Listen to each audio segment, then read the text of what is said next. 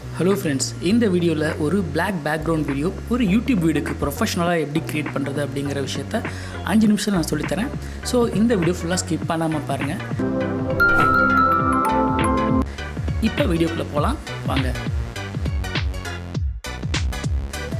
Screen mounting first பண்ணணும். So என்கிட்ட இருக்கக்கூடிய பிளாக் கிளாத் ரொம்ப சின்ன சைஸ், அதனால் நான் முதல்ல ப்ளூ ஸ்க்ரீனை வந்து ஹேங் பண்ணிக்கிறேன்.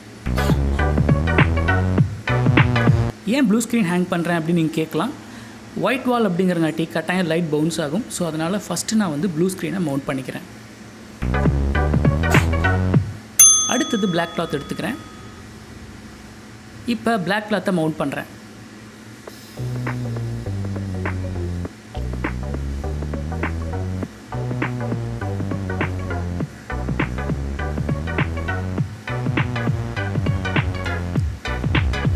ஒன்ஸ் பிளாக் கிளாத் மவுண்ட் பண்ணதுக்கப்புறம் ஃப்ரேமிங்கை கேமராவில் அலைன் பண்ணிக்கிறேன்.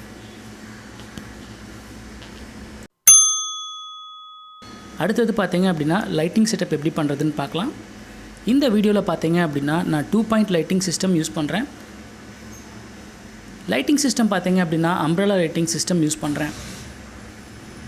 ஸோ என்னோடய லெஃப்ட் ஹேண்ட் சைடு ஒரு லைட்டும் ரைட் ஹேண்ட் சைடு இன்னொரு லைட்டையும் நான் ஈவனாக ப்ளேஸ் பண்ணுறேன். ஒன்ஸ் நான் லைட்டிங்கை ப்ளேஸ் பண்ணதுக்கப்புறம் 2 லைட்டையும் நான் யூஸ் பண்ணி வீடியோ மேக் பண்ண போகிறேன்.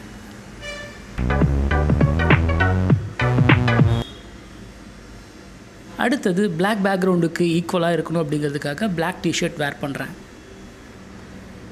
ஒன்ஸ் பிளாக் டிஷர்ட் வேர் பண்ணதுக்கப்புறம் நான் எங்கே நின்னா கரெக்டாக இருக்கும் அப்படிங்கிற ஃப்ரேமிங்கை என்னோடய மொபைலில் நான் பார்க்குறேன்.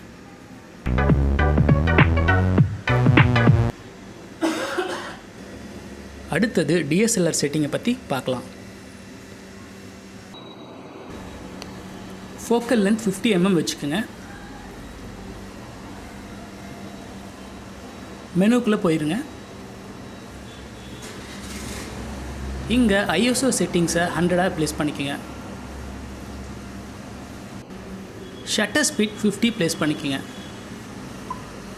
அப்பர்ச்சர் வேல்யூ 1.8 நீங்கள் ஃபிக்ஸ் பண்ணிக்கோங்க. அவ்வளோதான். இப்போ உங்களோட லைட்ஸ் ஆன் பண்ணுங்கள். மொபைலில் ஃப்ரேமிங் செக் பண்ணுங்கள். ரெக்கார்டிங்கை ஸ்டார்ட் பண்ணுங்கள்.